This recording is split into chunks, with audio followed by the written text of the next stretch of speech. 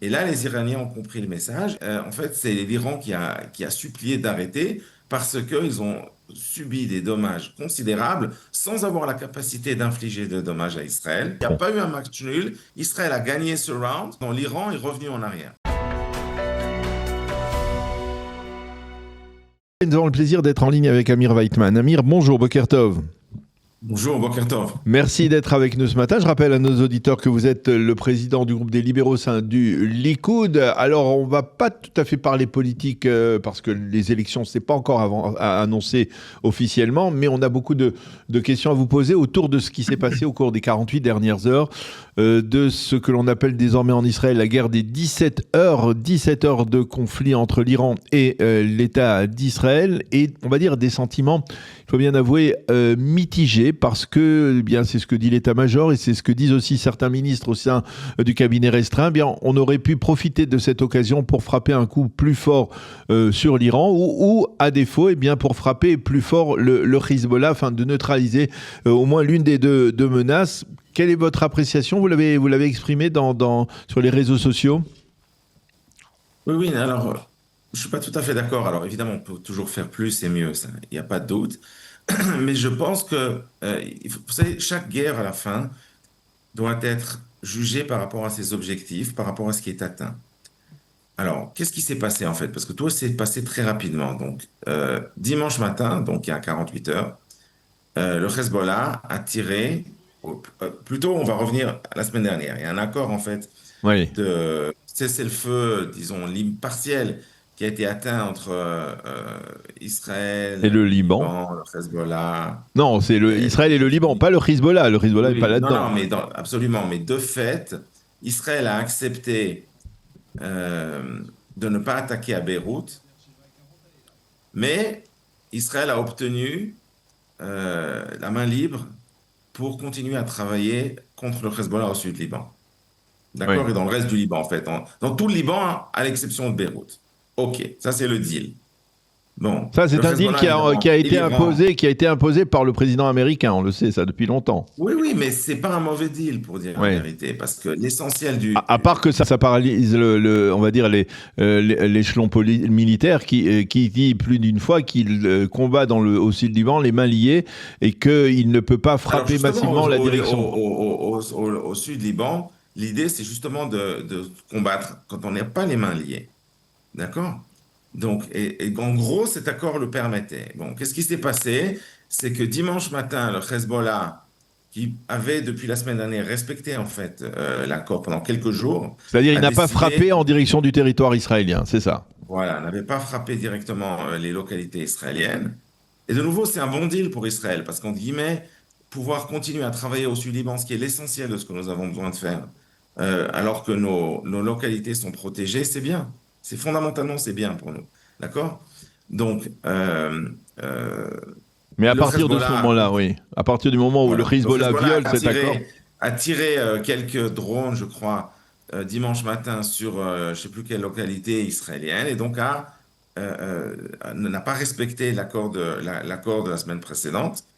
Et donc, à partir du moment où le Hezbollah a fait ça, Israël, qui avait annoncé d'avance que si un cas de figure pareil allait se passer, Israël allait contre-attaquer en attaquant à Beyrouth, ce qu'Israël a fait. Et donc, il y a eu une attaque à Beyrouth dimanche dans la journée. Qui a Et provoqué effectivement l'Iran, une réaction de l'Iran et l'Iran a fait voilà, et monter la donc tension l'Iran en avait disant dit, ah, mais si vous attaquez Beyrouth, on va vous attaquer. Ce qu'ils ont fait. Et en fait, qu'est-ce qui s'est passé? Il s'est passé que l'Iran était trop confiante dans ses capacités. Et donc, elle s'est dit, ah, mais Trump est faible, ce qui est d'ailleurs pas complètement faux. Mais Trump est faible, il va empêcher Israël de répondre. Donc, on peut attaquer Israël avec impunité. Et donc, on va imposer à Israël d'arrêter non seulement de taper sur Beyrouth, mais en fait, les localités israéliennes vont de nouveau devenir des cibles de facto légitimes du Hezbollah, sans qu'Israël puisse répondre en attaquant à Beyrouth. ouais. C'était ça l'objectif.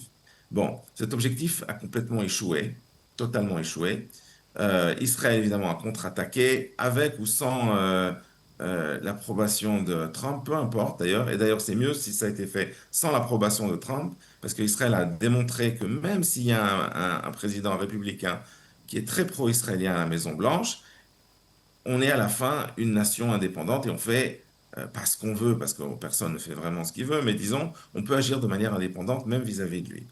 Et là, les Iraniens ont compris le message et ce que j'ai expliqué dans mon poste, c'est que même, c'est qu'en général, dans toutes ces guerres depuis de très nombreuses années, l'opposant à Israël, que ce soit le Hezbollah, que ce soit le Hamas, que ce soit l'Iran ou d'autres, toujours insiste pour être le dernier à tirer. Ce qui n'a pas été le cas cette fois-ci, c'est très rare. D'ailleurs, j'arrive même pas à me souvenir d'un précédent à cette situation depuis de nombreuses années. Et en fait, c'est l'Iran qui a supplié d'arrêter parce qu'ils ont subi des dommages considérables sans avoir la capacité d'infliger de dommages à Israël. Parce que ça, il faut s'en souvenir, ils ont tiré, je crois, entre 22 et 24 missiles. Il y a 0 mort, 0 blessé, 0 dégâts. Hein. Donc, ils n'ont pas eu véritablement la possibilité d'infliger des dégâts à Israël. Israël a répondu de manière très violente.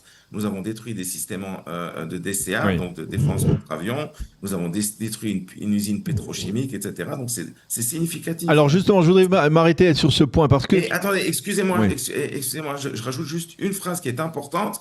Et à la fin, la conclusion, c'est que dans les menaces rituelles des leaders du régime iranien, cette fois-ci, on ne parle plus du Sud-Liban. En d'autres termes, on est revenu à l'accord de la semaine dernière où ils disent, ah, si vous allez attaquer Beyrouth, on vous attaque de nouveau.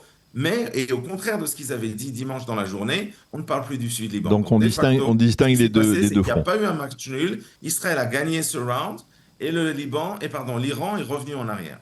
Justement, par rapport aux frappes israéliennes, on dit ce matin dans la presse israélienne qu'il y a une frustration au sein de l'échelon militaire qui aurait voulu que cela se prolonge plus longtemps et que l'on puisse frapper des cibles iraniennes, d'autres cibles iraniennes. Il paraît qu'apparemment hier, donc l'armée de l'air a déjà frappé des infrastructures du pouvoir et même des usines pétrochimiques. La question qu'on se pose, c'est de dire qu'est-ce que peut faire aujourd'hui l'État d'Israël ou l'armée israélienne, l'armée de l'air israélienne en Iran qu'elle n'a pas encore fait. C'est-à-dire pourquoi c'est-à-dire la guerre a duré 40 jours depuis le 28 février. Pendant 40 jours, il y a eu des milliers et des milliers de raids israéliens. Pourquoi il y a encore des cibles majeures qui n'ont pas été encore détruites du régime des Mollahs? Bon, alors d'abord, objectivement, je ne sais pas si les gens le savent, mais l'Iran est grande comme 3 fois la France. Donc c'est la moitié de l'Europe. Donc c'est un pays gigantesque. Et je peux vous dire, pour avoir un ami qui est pilote et qui a passé beaucoup de temps au-dessus de l'Iran Ces derniers mois. pendant les 2 guerres, il me disait que même si on avait 10 fois plus de munitions et des mois, on aurait encore quoi attaquer là-bas. Il y a une quantité astronomique d'objectifs. Oui. Ça, c'est une première chose. Imaginez-vous que vous attaquez en même temps, j'en sais rien, la France, l'Allemagne et l'Espagne. Bon, ben, il y a beaucoup de travail. Hein. Donc ça, c'est une chose. Maintenant, de manière plus profonde, au-delà de la liste des cibles. de cibles à taper, il y a une cible qui est importante, qui n'a pas été tapée et qui, pour l'instant, ne peut pas être tapée. Je vais vous expliquer pourquoi. Ce sont les infrastructures énergétiques iraniennes, donc le gaz et le pétrole. Bon, il faut comprendre qu'on peut détruire toutes ces infrastructures en 48 heures, pour le coup, mais on ne l'a pas fait. Pas parce qu'on ne peut pas, mais parce que il faut comprendre les conséquences. Les conséquences, et les Iraniens ont prévenu, c'est que si Israël et les États-Unis venaient à détruire toutes ces infrastructures énergétiques, leur réponse serait une attaque de missiles sur les infrastructures énergétiques, gaz et pétrole, des pays arabes du Golfe, c'est-à-dire l'Arabie Saoudite, le Koweït, le Qatar, le Bahreïn, les Émirats, peut-être Oman aussi. Donc, quel serait le résultat d'une séquence de combats pareille? Parce qu'ils ont les capacités de causer des dommages considérables à ces infrastructures, on l'a vu, et les défenses antiaériennes des pays arabes et même les fortifications autour de ces, alors je comprends, sont tellement faibles qu'ils ne peuvent pas se protéger. Donc le résultat, c'est le baril du pétrole à 200, 250 ou 300 dollars. D'accord, alors ça on peut comprendre ça. Maintenant, je voudrais avoir votre avis sur une proposition qui a été faite par Bezalel Smotrich, hier, lors de la réunion du cabinet restreint pour la sécurité nationale, qui a dit... Attaquer justement à Beyrouth, à part voilà, de dire, c'est pas véritablement efficace de frapper l'Iran parce que finalement, il n'y a pas de visibilité, on ne voit pas vraiment l'impact que cela provoque dans la société, dans le régime iranien. Par contre, poser une équation en disant à chaque missile qui sera tiré en direction du territoire israélien par le Hezbollah, eh bien, Israël ripostera en détruisant une vingtaine d'immeubles du quartier de la Dakhia à Beyrouth, eh bien ça aura un impact qui pourrait se répercuter après sur les conditions d'un accord entre l'Iran et les États-Unis. C'est assez habile comme proposition, n'est-ce pas ? Oui, moi je pense que c'est une très bonne idée, absolument. Et vous pensez que Israël peut déplacer cette équation même maintenant et frapper aujourd'hui massivement le Hezbollah pour essayer de pousser même l'Iran à accepter des conditions qu'elle n'accepterait pas de la part des États-Unis sinon ? Moi je pense que c'est une bonne idée parce que l'accord qui a été signé la semaine dernière fait en sorte que le Hezbollah ne doit pas attaquer les localités israéliennes et en échange, nous n'attaquons pas directement à Beyrouth. Donc, si le Hezbollah transgresse l'accord, si le Hezbollah attaque les localités israéliennes, donc par définition, nous avons le droit d'attaquer à Beyrouth. Et quel genre d'attaque? Alors oui, moi je suis tout à fait d'accord, raser la Dakhia, c'est une très bonne idée, il faut le faire progressivement en fonction d'une équation. Une attaque, un drone, un missile, une roquette sur une localité israélienne, on peut discuter du nombre d'immeubles, 10, 20, 30, 50, peu importe, mais il faut que le prix soit complètement disproportionné et il faut qu'il soit radical, tout en avertissant à l'avance évidemment l'endroit qu'on va attaquer pour évacuer tout le monde, pour pas qu'il y ait de morts et de blessés. Mais une fois les endroits évacués, on détruit tout. Et puis je pense qu'après quelques dizaines d'immeubles détruits, le Hezbollah va s'arrêter. Voilà. Eh bien, écoutez, on n'a pas le temps. Bon, j'aurais voulu peut-être essayer d'avoir avec vous mesurer l'impact de cette campagne sur les prochaines élections. En un mot, vous pouvez me dire, vous pensez que ça aura un impact positif sur la campagne du Likoud qui va démarrer prochainement ? Sur alors, je ne sais pas parce que je crois que le peuple israélien veut des résultats. Et quand on parle de résultats, on ne parle pas de résultats au point, on aimerait avoir un knockout. Je ne suis pas sûr que un knockout soit possible. Bon. Donc je dirais que c'était un round de boxe avec une victoire au point. Victoire au point. Alors on verra effectivement s'il y a un impact dans les prochaines semaines. Merci beaucoup Amir Weitman d'avoir été avec nous ce matin pour nous expliquer donc les tenants et les aboutissants de cette guerre des 17 jours. Merci, bonne journée, à bientôt. 17h. 17h, oui, effectivement. Merci. C'est tellement court.